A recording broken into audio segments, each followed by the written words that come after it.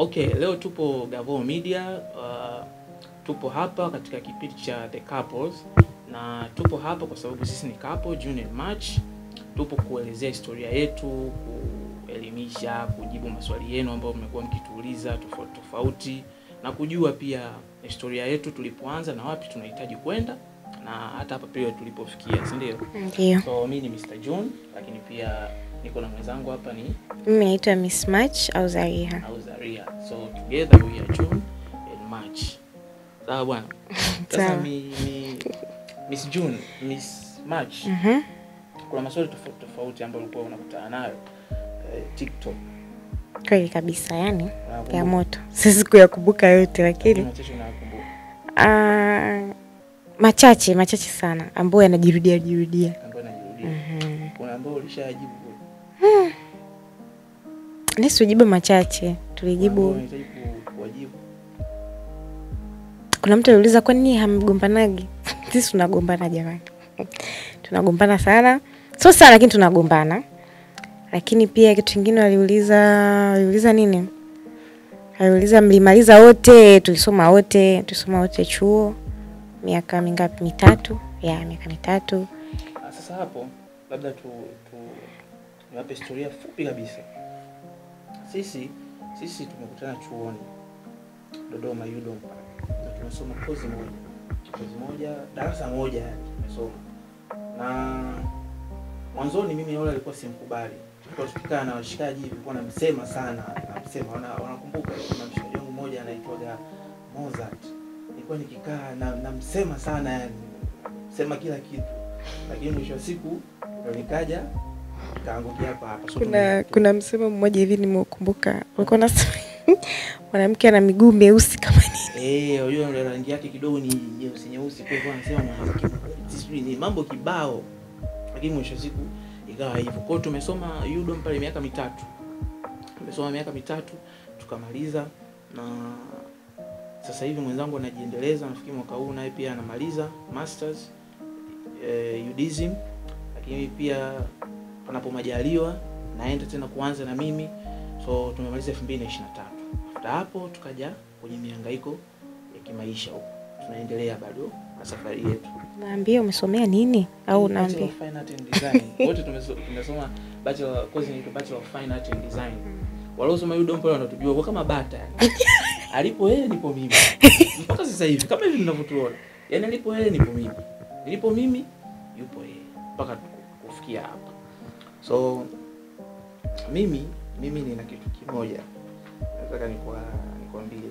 Marafiki zako walikuwa marafiki zako hawanipendi cha kwanza. Na najua mpaka leo. Na mimi marafiki zake huyu nimeanza kuwachukia na mimi kutowapenda mwaka huu au mwaka jana mwishoni. Lakini wao yani marafiki zake wengi sana hawanipendi. Kutoka chuo walikuwa hawanikubali. Sijui kwa nini. Labda una sababu zako wewe. Au walikuwa wanakuambia mimi sijui. Unajui? Mna bwana alikuwa anamuonaga vijana mnajijua jamani, vijana mlivyo. Vijana tuko. Mnaruka sana. Kwa hiyo mimi si walaumu. Kama ni kuruka. Au useme kwa sababu ya miaka yote tupo wote ndio ushindwe kuruka. Bwana zao hawaruki.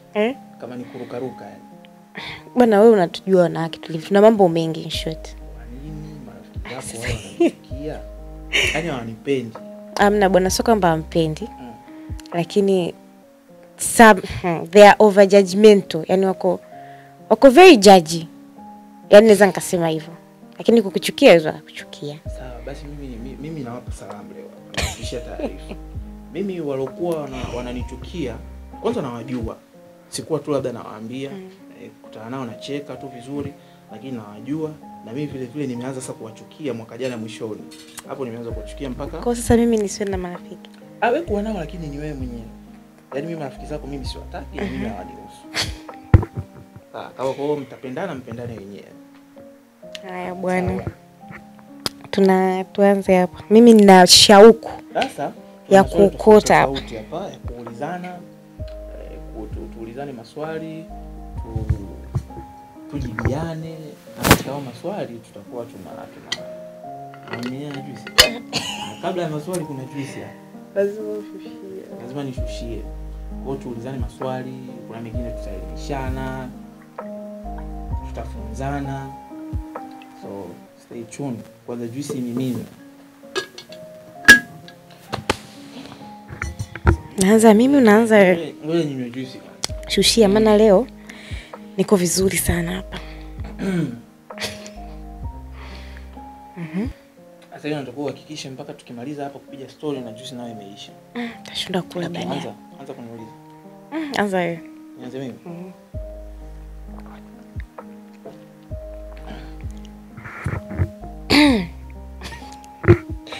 Nisome. Bwana, nina swali langu hapa ambalo namuuliza Miss Match. Je, unafikiri ni sawa kutunza siri fulani kwenye mahusiano na kwa nini? Na hapa akijibu na mimi unikumbushe moja kwa kitu nikiongea hapa. Umeelewa swali langu? Nimeelewa. Je, unafikiri ni sawa kutunza siri fulani kwenye mahusiano? Na kama unafikiri ni sawa, kwa nini? Kwa nijibu kwanza, ni sawa sio sawa? Mimi naona ni sawa. Unaona ni sawa. Kwa hiyo amesema ni sawa. Kwa nini? Kwa sababu kuna vitu vingine ni bora vikifichwa kuliko yaani vikifichuka vinaumiza, ni bora vifichwe. Kwa bora vifichwe. Lakini sasa yasiwe mazoea. Yaani kama unahisi mimi kuna kitu kiniambia kitaniumiza, nitayaki kitu tofauti. Alafu unahisi usipokisema bado tutakuwa tuko vizuri. Ni bora usikiseme. Lakini sasa hakikisha kisije kikavuma. Yaani hakikisha kisitoke. Sasa kwenye huko kuficha huko. Kwa mfano wewe hapo ndio unaficha. Mimi nakuficha wewe. Yaani wewe unaficha hivi vitu, si ndio? Until when? Paka lini? Yaani unaficha forever? Inategemea. Kuna vingine nitaingia navyo kaburini. Kuna vingine kuna siku nitajua nitasema. Lakini yani wao ambao walipendi nitasema kwako. Sasa nakuficha wewe. Sawa. Wewe je? Bwana huyu kwanza kwa huyu hafichagi mambo. Kuna mambo hayafichi. Na kuna mambo yeye anakuwa anayaongea. Aisee hicho kitu sikipendi sana. Yaani na watu wake hao ambao anawaamini, ambao watu mimi kwanza siwakubali. Nishawaambia kuna marafiki zake ambao hawanipendaji. Kwa wao ambao wanipendi wapo wachache, yeye ndo anakaa nao, anaongea vishiti vyake ambavyo anavijua. Yaani hicho kitu ni kibaya, na siku zote namwambia hicho kitu ni kibaya na mimi na anakuambia sipendi kwa sababu siwapendi pia. Kwa hiyo ndo anakuambia siwapendi wale. Sawa pia. Nakwambia nakukumbusha siwapendi. Kwa hiyo sio naambia na kama kuna chochote niambie mimi mwenyewe. Sasa tatizo lako wewe kuambiwa kwako wewe ni shughuli. Hakuna kitu kigumu nakisema wewe kwenye haya mahusiano yetu kama swala la kufikisha jambo kwa mhusika hapa. Ni ngumu sana. Kwa sababu gani? Kwa sababu kwanza uko juu kila muda. Yaani watu wanaweza kumuona huyu kijana hapa ni kijana mpole, lakini wewe ni mkali kupita maelezo. Kwa unaweza no, ni ukweli. Kwa sababu kwa nini nianze kwenda kuambia marafiki zangu kama naweza nikaja nikakwambia? Lakini nafikiri kuna option ulishaipataga. Yaani afadhali zile option nyingine. Kwa nini uambie marafiki? Nakumbuka kwamba hiyo option hata hicho ninachoenda kusema huko nimeshaanza kukisema kwako. Alafu nikumbushe. Kwa mfano mzuri hapa nasema mimi sijai kwambia ni mkali sana. Useme unishe kusema sijawahi. Ushawahi. Kwa mimi nikiwa nakwambia labda baby bwana ni mkali hivi, at least ongea hivi, usiongee hivi. Utasema bwana mimi nasema hivyo, nafanya hivyo kwa sababu uko hivi. Utaenda kwenda vizuri. After utarudi kule tena. Utaanza kuwa mkali sana. Yaani wala mtu anakuwa mkali. Yaani hapana. Sana. Yaani kitu hicho unasema leo. Kuna kitu kingine unaweza kukuta ndio kwanza umeanza kukielekeza lakini utafuka. At least mimi mwenyewe naamini kama kitu umekirudia ukifoka ni sawa. Lakini kitu ni hapo umekifoka. Sasa si ndio ni communication ndio nayosema mimi. Ni vigumu communicate. Biashara ngumu. Niulize swali. Haya, mimi swali langu kwako ni ikiwa ungeweza kurudi nyuma miaka 2 ungenishauri nini? Miaka miwili nyuma. Kwa maana sasa hapo tuko sijui first year. Kwa hiyo miaka miwili nyuma umka gani? Toka tumalize. Hii 2025.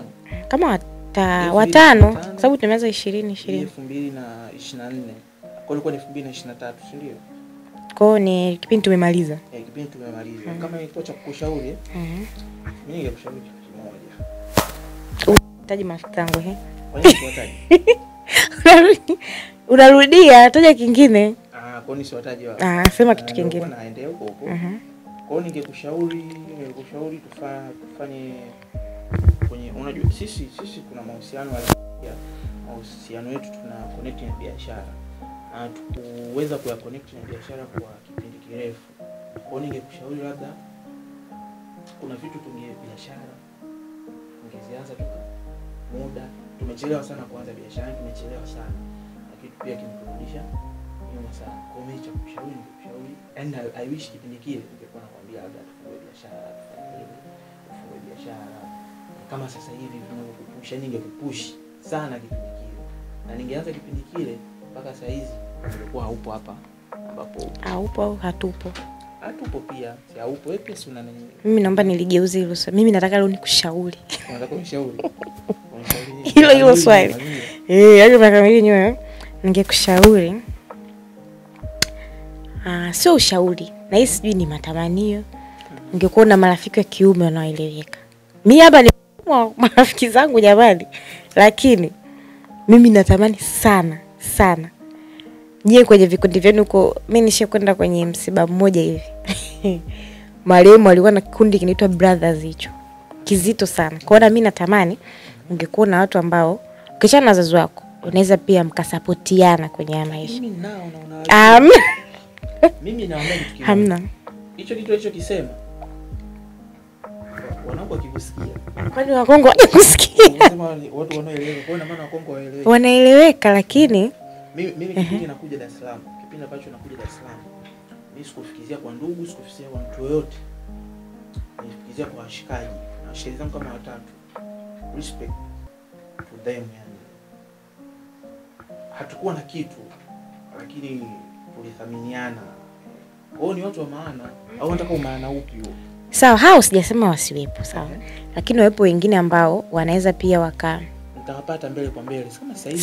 Sasa ndio hivyo. Natamani yani hicho kitu. Zero pale. Kwa pale kwenye zero pale. Katika kila kona yani. Yaani katika kila in all aspect yani nimeanza zero kabisa. Kwa hiyo sasa siwezi kupata watu ambao labda wale ni wa maana sana. Na wale hata nikifika hiyo. Ila naomba nikuulize tuwe serious. Unaamini wale ni wa maana sana? Ni wa maana. Kuna stage tukifika. Yaani kuna stage tukifika. Wale pia itakuwa kuna sehemu afanyaje? Wewe sasa hivi unaona level ambazo tulikuwepo pale. Na sasa hivi wao tofauti. Sasa usiseme wewe. Je, wewe unavyo move level wale unaona wanaanza kumove kwenye level ambazo na wewe una move sasa hivi. Kila mtu ana move zake. Na unajua maisha ambayo tulikuwa tunaishi bwana. Sio sana sasa hivi. Sawa jamani. Mimi mashemeji nawapenda jamani. Sije wakaja wakadivamia. Hivi hapo umewaambia kuna tafuta watu. Hapana, mimi siwachukii wala. Sawa. Nipe swali langu hapo.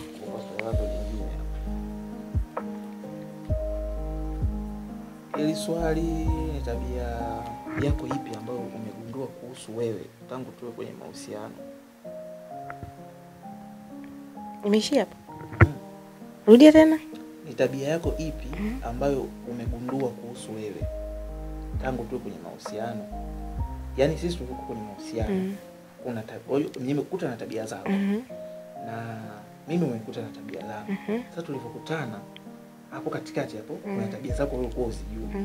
Lakini kutokana na mahusiano ukazijua kumbe mimi na ufupi huu nikiwa na mtu mrefu nikimkumbatia kama namrukia. Na hisi ya kwanza ya muhimu sana ni kwamba mimi naweza, yani tabia ni kwamba ninapenda biashara. Nijibu tabia si tabia? Kwa umegundua katika kwamba napenda kupambana. Ni tabia yangu mimi, yani napenda kuhasa. Baada ya kukutana na mimi. Yani mwanzo nikaona sasa kwa nini yani yani tabia si ile tabia ya kutaka kufanya kazi. Kwani kufanya kazi sio tabia? Baada ya kukutana na mimi. Au unataka kuna kitu nikitaji? Baada ya kukutana na mimi ukajigundua kwamba una tabia. Mimi kabla wewe ulikuwa unaona nashughulika na biashara yoyote? Hapana, sasa nini kimekuinfluence yani baada ya kukutana na mimi kufanya biashara? Sio nisemeje. Yaani nini kisasa kime kwanza hili mwenyewe nakujibia hata wewe ni hivyo hivyo. Kwa sababu gani? Kwa sababu sisi tumetoka katika mazingira tofauti sana. Mimi nisiwe muongo, mimi nimelelewa kwenye yale maisha ambayo mimi sitakiwi kuhangaika. Namshukuru Mungu, mimi mama yangu bwana hakuwa single mother in such, lakini mimi mama yangu ni chochote saizi, hata nikipiga simu atachelewa kunipa lakini atanipa. Sasa ikafika muda mimi nimekutana na wewe unajipambania mwenyewe. Sasa nikasema mimi nina mtu ambaye anajipambania mwenyewe. After na mimi sijui nisemeje, lakini tu yani nimepambana kwa sababu iko hivi mimi kila kitu lazima nihangaike. Huyu kila kitu yeye, yani kuwa ile kuhangaika, hahitaji kuhangaika kwa sababu kila kitu kilikuwa kipo. Si ndio? Nataka hichi hicho, nataka hichi hicho, lakini mimi ni kuhangaika mwanzo mwisho. Kwa hiyo uliona mihangaiko yangu ilivyokuwa ni nini? Nikakuvutia mihangaiko yangu. Mimi huyu alikuwa akiomba hela sijui ya saluni. Yaani inabidi uombe wiki moja mbili, wiki tatu kabla nianze kuminyana yani. Sio, umeelewa? Nianze kusave na nini. Kwa hiyo labda ndio ilikufanya ujue kwamba na wewe uwe una tabia au uanze kuiga hiyo tabia ya kupambana, si ndio? Sawa. La pili, mimi nina roje pesa sana kumbe. Roje pesa yani? Mimi kabla sikuwa na wewe, mimi nilikuwa na uwezo. Mimi nakataa sana tu. Yaani nakataa. Kwa hivyo sio tu kukataa mtu akitongoza, lakini hata kwa ndugu, yani mimi mdogo wangu akiniomba kitu na goma. Yaani stoi. Kwa mimi nakuomba vipi? Huniombi, lakini nina ule nimekuwa kidogo nina moyo wa kutoa. Sasa kwa nini usitoe?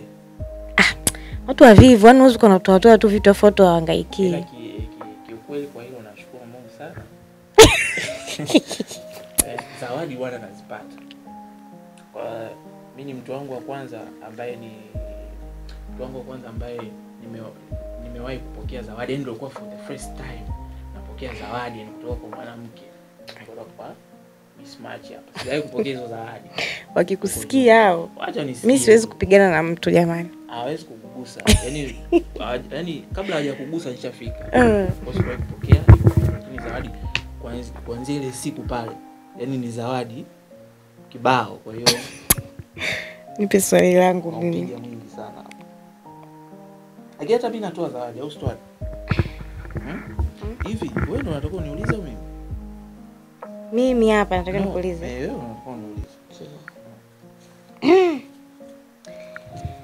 Haya, embo.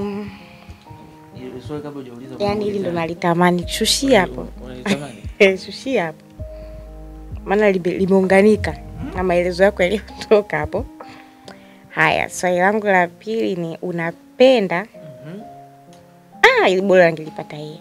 Unapenda ni kuonyeshe upendo kwa njia gani? Maneno ya kutia moyo, muda, zawadi au matendo?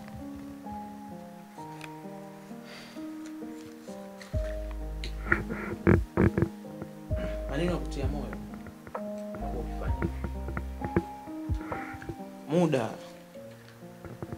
sio issue kwako. Umetaja zawadi. Zawadi pia ni zawadi, nishaambia nishapokea sana zawadi na bado naendelea kupokea sana zawadi. Sawa bwana. Lakini kuna matendo. Lakini matendo hayo sio matendo sasa, kwa sababu hata kwani kupeana zawadi sio matendo. Matendo. Na kuna matendo tu mengine ambayo ndio natamani wewe unafanyaje? Wewe unafanya, unajua? Najua. Kwa ni kuaje? Najua. Mimi naomba nilijibu. Mimi naomba nifanye kama yani sasa ukilijibu nikiona kama unakosea na kudandia jua. Acha nijibu. Jamani Zawadi. Yaani wewe unataka. Sio kama yani mimi yani wewe ndio umeniuliza tuseme hili swali kama hili. Mimi natamani unipe upendo kwa njia gani? Zawadi ziongezeke. Zawadi ni chache. Napewa lakini ni chache. Kwa nini ni chache? Sijui ndo yani hapo sasa wewe ndio unatakiwa uniambie. Huyu bwana ana tatizo moja. Huyu atakwambia atakaishi. Siku umechukua hicho ambacho anakitaka, hakitaki tena. Hapana. Sasa hivi bora tu ungeanza na hichi sijui. Kwa mambo mengi, complication nyingi. Hapo unachukua vitu ambavyo unachukua vitu ambavyo mimi wewe unanipa vitu ambavyo wewe unataka niwe navyo, lakini unipe vitu ambavyo mimi yani hivyo vitu hata ukinani hapo ushapasuka yani. Ngoja niwape mfano, natoa mfano. Yani hapo ushapasuka kwa hiyo tutakuwa tu sawa. Ukifika kule akwambia lakini hichi hana furaha kabisa. Sasa mambo gani? Nitoe mfano. Sasa ni bora sasa mimi naona mimi pia naanza kupuuzia hivi. Nitoe mfano. Nitoe mfano. Haya, mwaka 3 ule aliniletea abaya jamani. Abaya zile. Na abaya mimi nimeanza kutoa. Amepasuka. Hamna sasikia sasa. Yeye ndio ilikuwa zawadi. Nimeanza kupewa leo. Mimi nimeanza kuyatoa 2023. Mmemsikia. Kaniletea abaya. Sasa mimi kipindi hicho mimi nilikuwa sitamani kuwa na abaya. Nilikuwa natamani kuwa na kitu kingine. Ukaita. Nilishukuru lakini ni bora nikwambie ilikuwa birthday yangu. Kabisa ni birthday yangu. Ilikuwa inaendana na sikukuu. Ilikuwa I think hii ilikuwa inakaribia. Kanipa abaya. Sikatai unanipa zawadi. Mangapi? Lakini natamani si 3. Natamani abaya mnazijua jamani. Na nitoa hayo 3.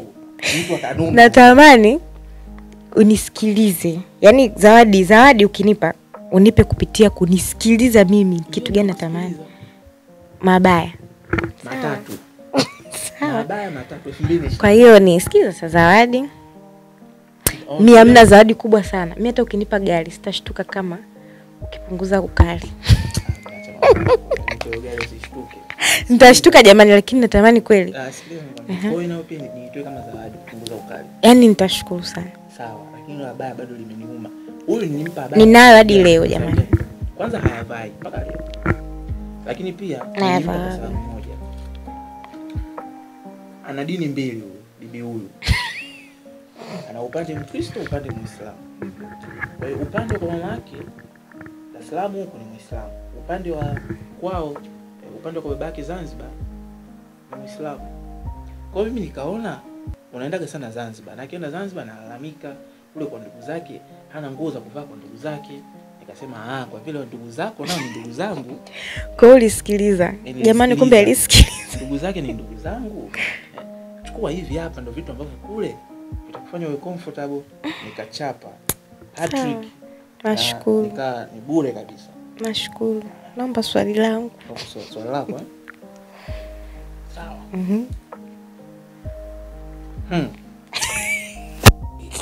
Yaani hili rafiki ana nafasi gani kwenye mahusiano yetu?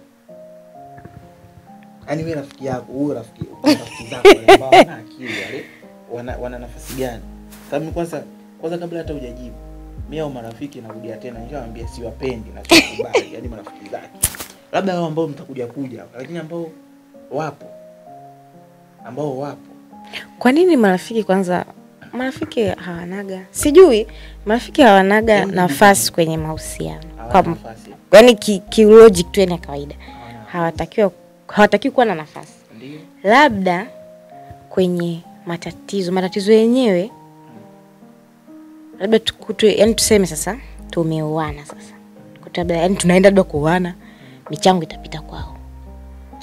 Labda yaani lakini kwenye kimahusiano sikiliza bana, sawa tunajua tutakuchangia, sawa. Lakini mwisho wa siku harusi pia ni upande wetu, upande wenu. Kwa hiyo hapo utasema kwamba nyie wewe utachangiwa, lakini kiuhalisia uchangiwi, nachangiwa ni mimi. Kwa hiyo kwenye mahusiano yetu asilimia chache sana, labda 5. Hizo 5 labda ndo nikiumia nile wa kumlilia ndo naenda nikalie tu pale alafu nikae sawa. Yaani hizo ndo tabu. Kunifadhili. Wananifadhili jamani. Wananifadhili. Hamna circumstance. Hamna rafiki ambaye kama ulivyofadhiliwa wewe. Na mimi nafadhiliwa. Mimi nilifadhiliwa kwa mpango mwingine. Mimi nilikuwa nimekuja kutafuta maisha. Sasa na mimi kwa sasa hivi ni vigumu. Wale hawakunifadhili, wale ni kama ndugu zangu. Yaani mimi sijawakuta hapa. Mimi ni kama ndugu zangu. Wewe sio kama ndugu zako. Mimi wale nimeanza nao toka Tanga. Sema nimekuja kugundua marafiki ambao huwapendi ni wale ambao wewe unahisi ndio wale marafiki zangu kindakindaki. Wewe kuna rafiki yangu mmoja unamjua kindakindaki. Ila mimi sidhani kama haumpendi. Mtaje herufi moja kabisa. N. N. N. Taja ulivyomsema. Ni bonge. Ni bonge. Ni bonge. Black. Yule ana nafasi sana. Sema tu wewe unaohisi una nafasi sio wao. Basi katika asilimia 100 kwenye marafiki zako, asilimia 98 sio wapendi. Na mjue. Jamani naomba swali lako.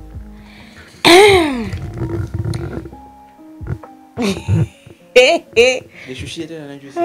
Shushia. Sasa ili uwe kidogo mwepesi, sasa usiwe mkali sana.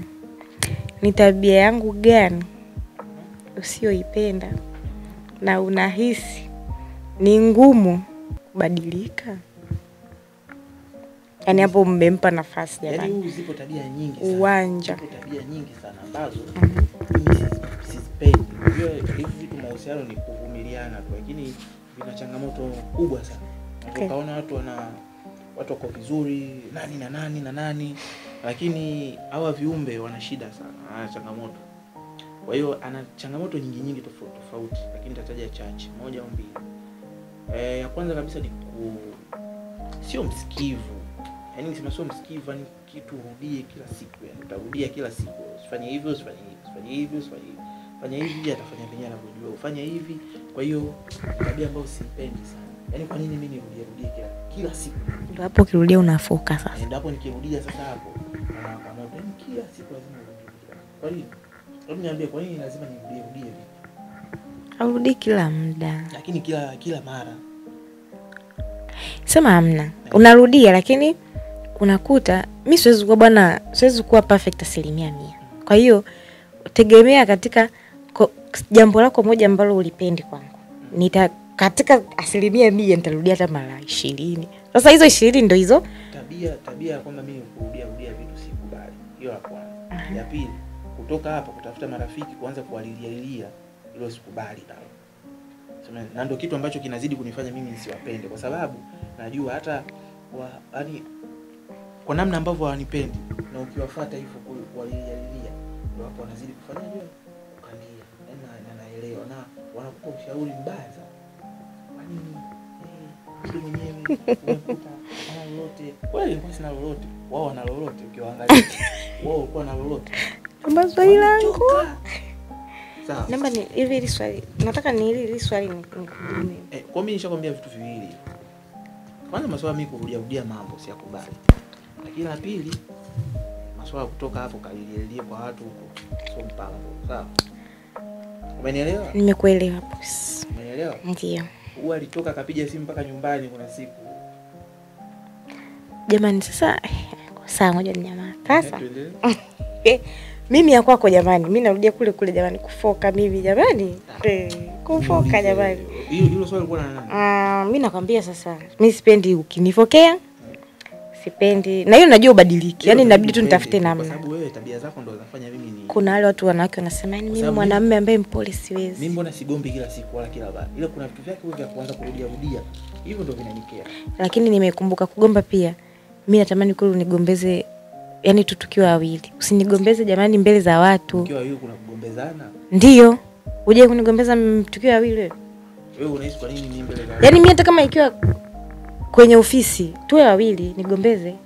Kwa sababu hamna sehemu nyingine. Sehemu nyingine ipi? Ya kunigombeza tukiwa wawili. Kwa nataka tugombeze tukiwa wawili. Ndio, usinigombeze barabarani bwana. Kwa nini? Naonekana ni kama ushi kuona mzazi anamgombeza mtoto barabarani. Ndio hivyo. Kwani wewe? Hamna. Kwani wewe mimi kwako kwani tulia? Kazi ya mzazi nikufanya. Kwani wewe ni mzazi? Kazi ya mzazi. Hamna bwana. No. Sikulea. Mimi sikulea wewe. Usiseme hivyo sasa. Uliza.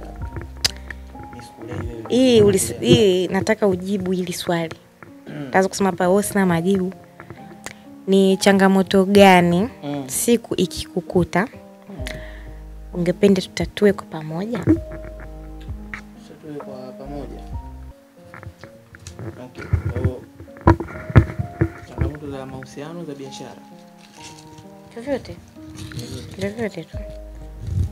Lakini changamoto zote tunatatua kwa pamoja au changamoto ipi hiyo unaweza? Huwezi jua, labda mimi si lazima iwe pamoja. Lazima. Yaani ngoja, kwa hiyo hata ukifungwa jela utamani tutatue pamoja. Mambo ni mengi. Okay. Mimi huaga napataga shida sana kwenye masuala ya kifamilia. Napataga shida sana kwenye masuala ya kifamilia. And utatuzi wako wewe unakuwa ni tofauti. Sawa? Yaani baada tukae tutatue kwa pamoja. Lakini wewe kwanza unanikimbilia mimi ndio chanzo. Matatizo gani ya kifamilia? Ya kwangu, familia yangu, familia yako. Sawa, nakuja huko.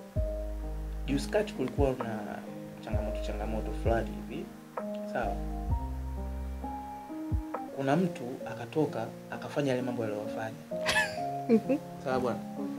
Kuna mtu alifanya kitu kibaya sana kwa familia yao.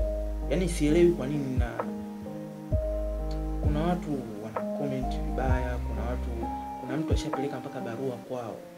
Sawa bwana, akaenda akaipenyeza chini ya geti pale barua. Alituma boda. Alituma boda akaenda akapenyeza barua chini pale. Mama yake akaenda akaikuta. Of course mama yake ananifahamu. Sawa, ananifahamu vizuri tu. Ishaenda sana pale kwao. Ishaenda sana, si ndio? Ananifahamu vizuri. Nasoma mama yake mpaka ndugu zake. Lakini akatuma boda akaenda akaipenyeza. Si ndio bwana? Kipindi hiyo tukio natokea, mimi niko zangu kazini, huyu yupo Zanzibar. Sasa ni changamoto ishatokea. Lakini yani wewe ukaanza kunishutumu mimi, yani mimi kwanza ndio labda unajua, lakini kwa nini nilikushutumu? Na hapo tulikuwa tumegombana. Kwa hiyo ikawa nashutumu mimi ndio nimetuma mtu aipeleke ile barua iliyoandikwa mimi. Lakini kabla sijakushutumu nilikufuata. Tunapaswa ni tukae chini solve vitu. Sikukufuata. Wewe ulinifuata, lakini ulivyonifuata nilikupigia simu nikakutaarifu kwamba bwana kuna kitu kimekuja huku kina jina lako. Kwa hiyo cha kwanza ulichowaza wewe ni kwamba nakushutumu, lakini haikuwa hivyo. Mimi nilitaka kwanza wewe ndio waga unanipaga mimi solution. Na wewe unajuaga. No, unanipaga solution wewe. Uliniambia kwamba kikitokea kitu kingine kibaya sisi tutamdhania nani? Kabla sijasema hivyo, wewe ulikuwa ushaanza kudeflect. Mimi nilikupa tatizo ukanikwepa. Sasa hapo kuna maeneo fulani nilikuwa nakaa Sinza fulani. Nikatoka hiyo Sinza fulani, huo mtaa ambao nimeenda kukaa ni mtaa wao, yani ni chwap kwao hapo. Mpaka nikahama, na ndio sababu ya kunifanya mimi pia nihame, ndio hiyo. Lakini hatukutatua. Tulitatua. Hatujalitatua. Kwa mimi ninachotaka tatizo ambalo matatizo kama hayo ya familia yametokea kama hivyo, kae tu solve pamoja. Kipindi kile wewe vigumu kusolve pamoja. Kilikuwa kigumu. Na hilo ni deni, lazima hilo swala tulisolve pamoja. Basi sasa ndio itakapotokea changamoto nyingine yoyote inayohusiana na familia. Of course tuna solve pamoja, lakini inayohusiana na familia unaona kabisa kwamba hii sasa hii relax kwanza. Solve kwa nini kwa pamoja? Sasa mimi sikuona hata yeye sababu ya yeye. Lakini usiseme hivyo. Yaani usione sababu ya mimi kupanic. Usiseme hivyo. Sasa kwa nini upanic? Lazima ni panic. Mimi mtoto wa kike. Mimi siwezi kufanya kitu kibaya. Mimi mtoto wa kike. No. Hata kama sio wewe, lazima ni panic. Mimi mtoto wa kike. Bora ile barua ingekuwa ya posa, kama alivyojisemea mamangu. Bora ingekuwa ni posa ile barua. Bora ingekuwa ya posa. Lakini sio. Aisee wewe jamaa wewe, sijui nani utumwa wewe. Yaani bora ingekuwa ya posa lakini haikuwa. Kabisa ni wewe. Yaani sijui nani wewe. Yule nani wewe? Hilo jambo lazima tutatoka pamoja. Shetani kimoja tu kimekaa, kikapanga kikaenda kikatuma barua, anajua mwenyewe aliyoandika. Lakini wewe good, unaweza kwenda tena pale ukaandika barua. Ndio kama hivyo sisi tunavyotuona hapa tunaendelea we shining. Tunashine kufanyaje? Nipe swali langu bwana. Tunashine kufanyaje? Nipe swali langu.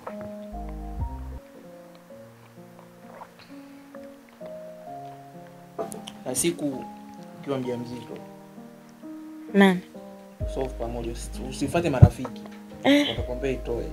Wakati utajua kuitoa. Sasa ulisema nikitoa unaniacha. Mwanamume mwenyewe ndio wale wanakuambia mwanamume mwenyewe. Kwani ana nini? Au sasa hivi unamwona na mwelekeo? Akimbilia mwelekeo.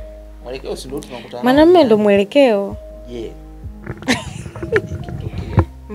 Nimepoteza kumbukumbu. Yaani niko kuna misumari kama miwili imechomoka. Sawa bwana, ni kitu gani utatamani nisikumbuke? Yaani hapo nishapoteza kumbukumbu hapo. Kwa hiyo natamani hicho hata ukikirudi, yaani kumbuka kikirudi hicho kiondoke. Yaani hapo sasa hivi ni siko sawa kwenye kichwa. Sawa bwana, sielewi nipo tu hivi yani. Sasa natamani kitu gani nisikumbuke? Kwanza kabisa, cha kwanza na cha muhimu, au watu nao waita maiksi zako hao. Yaani ukumbuke kwamba mimi ndo wa kwanza yani. Hao wengine wote hao nyuma usiwakumbuke. Ukiwa unaongea hivi bwana, angalia hapo. Usiwakumbuke hao maiksi zako. Kwa nini? Maana ilifika muda hadi ukao una chat na mmoja. Sasa ndio maana gani? Yaani sasa haina maana sasa. Kumbe na ukaona ni sawa. Kwa hiyo bora asikumbuke. Yaani usipokumbuka uwezi, yani angalia hapa. Ngoja niwaambie kitu kimoja. Nataka niwaambie kitu tukiwa mnatuangalia vizuri kabisa. Au ngoja niongee nao kwanza. Huyu ana tabia, alikuwa na tabia. Nataka nijue max lako. Kwani mimi nikikutana nao wao watakuwa wananijua, afu mimi siwajui. Kwa bora niwajue. Sasa siwajue bwana, kwenye maisha, kwenye mapambano haya kuna vingine ni vituko. Kwa hivyo vituko sasa kuna vingine akafukunywa, ni mfukunyuko sana. Kafukunywa. Mambo. Bwana kuna moja, mbili. Hamna, mimi siongelee hiyo. Mimi naongelea. Alafu Mungu alivyokuwa nani? Huyu ndo alianza kuongopa bwana. Kuongopa nini? Hilo jina la ex wake hilo, walikuwa kuna watu na majina kama hayo, kama 4 kwenye simu. Hao 4, kumbe kuna huyo ex, kumbe anaongeaga naye. Mimi nakuuliza huyu ni yule ninayemjua mimi? Hamna, sio huyo. Hamna, sio huyo. Sasa siku nachukua zangu simu kama kawaida, nachukua zangu video za nini? Na biashara nini. Nikakutana na jambo. Subiri. Nikalimeza. Nikalimeza kimya. Siku sasa yeye mwenyewe akajikanyaga. Akamrusha kwenye mitandao, akamrusha status. Uwezo kaniambia mimi kwa sababu nataka niwajue, ndio shito kulipa mimi wewe umbea kwa kunionyesha kwenye simu. Mbona wengine ulinionyesha? Okay, sasa. Ulinichukua simu kaniambia bwana huyu hapa mmoja. Lakini huyo ulitaka nimuone status. Sasa iko hivi. Kwanza kwa wakati ule na hili ilikuwa ni makusudi. Kwa wakati ule mimi line yangu ilikuwa ni hii. Mimi mpaka leo sibadilisha line. Line yangu ni hiyo. Alafu mimi sinaga tabia ya kufuta namba. Yaani sinaga tabia ya kufuta namba. Mimi namba sifuti. Ndio maana ukiangalia kwenye simu yangu huko kuna contact hata 800 mpaka 900. Sifutagi namba mimi. Kwa hiyo sikuwahi kufuta namba zao. Sio, umenielewa? Na pia lakini kama siku zile nilivyofanya ulivyosema, nafikiri nilikuwa kwanza yani kwa tunaweza hata mwaka mzima. Kuna siku moja akaona tu kama kuna kitu umeposti, akakucheki, umeposti ile kali sana ile. Nikamwambia na mtu mwenye pia ameshamove on ana mambo yake. Sasa kama mtu amemove on, hapo ndo kinaposhangaza. Hakuna mahusiano. Amemove on, sawa, amemove on. Na ana mtu. Ngoja nikupe mfano. Yaani mimi hapa nimemove on na mtu. Alafu eti mtu ambaye nilikuwa naye zamani, mimi kwanza siwezi kubali anipost. Cha kwanza. Cha pili, the fact that hukuwaza hata kwamba mimi nitajisikiaje. Tulikuwa tuko vizuri. Sasa hatuko vizuri, suluhisho lake ila kunikomba mimi nikumposti huyo. Hasira. Ndio hizo nazosema mimi. Hizo hasira za hivyo, yani za kutokufikiria nini unafanya tu. Ufikiriaje? Lakini ulisema utakaomuone. Nionyeshe hivi kwa simu. Na kwa wanawake it's good. Unajua kwamba kitu kwa wanawake ni vizuri kumjua. Mtu aliye daladala bwana huyo. Alikuwa naye daladala tangia siku hiyo. Kwanza ndio na hapa hiyo exclusive hii. Mismatch ya pandi daladala. smash apande. Nilipandaga sana. Alishapanda daladala sana. Sasa mara ya mwisho kupanda daladala alikutana na huyo mtu ambaye nilimposti, walikuwa ex wangu. Akakuta tena akakusalimia, maskini ya Mungu. Hana adabu yule mtoto. Huyu anasema sasa mwenzake hana adabu kwa sababu na unachatije na mtu ambaye unajua sasa na mahusiano? Sikuwahi kuchati naye kipindi. Na mnachat hadi Snapchat. Kimya. Sasa hivi. Hey, you people. It's not fair lakini. Sawa, nilishaachaga hivyo vitu. Kwa mimi natamani kweli, yani kweli wasahau wale watu. Kwa sababu gani? Kwa sababu mimi nishasahau. I'm very sorry. They are not educated, those people. No, lakini ni mmoja, wale wengine si wajui. They are not educated. Kwa sababu pia mimi niliongelea akaniambia, "Mbona hamna?" Yani na yeye alivyokuwa, Mungu nisamee. Ambavyo na yeye hana akili. Mbona haina shida bwana? Kwani tukiongea kuna shida gani? Kweli Wote mtu angesema, bwana samani mimi nilikuwa bwana moja. Sasa na eti kwanza wote nyewe mnaendana. Wote kwanza hamkuona kama ni shida. Tunaendana tena. Hamkuona kama ni shida. Kwa wote we are not educated. Usahau au mix zako. Lakini pia usahau yote ambayo mimi nilikukosea, ukayabeba. Nitasahau. Ambapo nilikukosea nitasahau.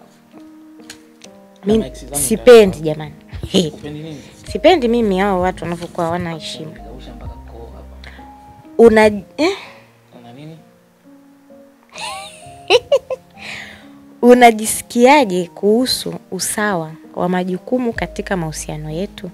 Je, kuna kitu ungependa kibadilike? Usawa wa majukumu. Kwanza tuna usawa wa majukumu? Hakuna usawa wa majukumu. Wewe unaona kuna usawa wa majukumu? Au unataka usawa wa majukumu? Niulize tena. Kuna usawa wa majukumu kwanza? Usawa wa majukumu hauwezi kuwepo. Mimi yani kwani mahusiano yana usawa wa majukumu? Kwa sababu gani? Haiwezekani. Kwanza mimi siwezi kukubali kwa kuwa na usawa wa majukumu. Sawa?